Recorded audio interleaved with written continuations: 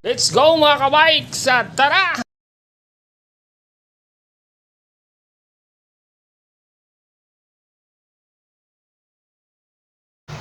Magandang araw mga kabikes at kami pala ngayon ay may activity. Pupunta kami sa Tagaytay at doon yung aming binyo kasi meron kaming team building tsaka kasama na din yung outing.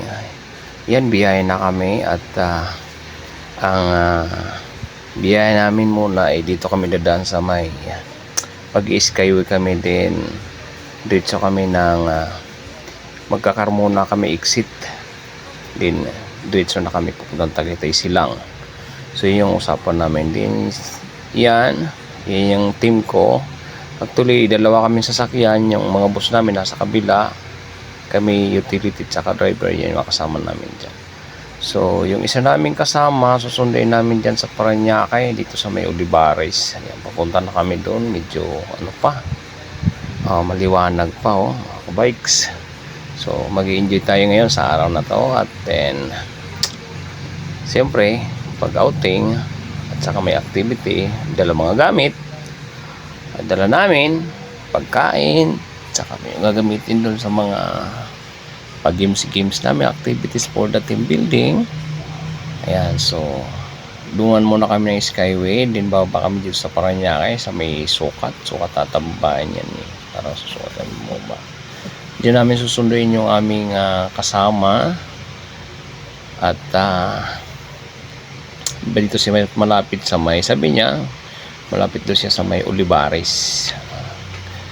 Olivares alam po sa may school yun sabi niya si Binilibin Olivares yung malapit doon namin siya susunduin. Yan, dala namin yung mga gamit namin, kasama na dyan yung amin.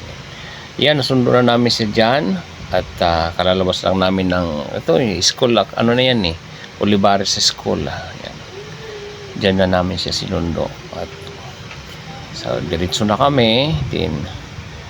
Yan, ang kulang na lang namin sa amin dala is siyempre para sigurado pagdating namin siyempre gutom, bumili kami ng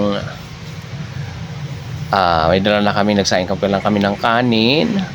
Then may dala na din kami luto na ulam na dalawang klaseng ulam, niluto din ng team namin. Nagsaing na kami para pagdating doon kakain na lang. Tapos yung isa naming sasakyan din doon, sabi nila kung mauna sila medyo gutom sila na muna mag-ano ng kanilang food pagdating namin kasi nauna sila sa amin yan, so going na kami dyan, pupunta na kami papasok na kami ng Skyway. Kaso lang yan medyo matraffic yan ganda ng panahon, so sana ang namin hindi maulan sa Tagaytay kasi sabi nila yung araw na yan maulan sa Tagaytay. So yan,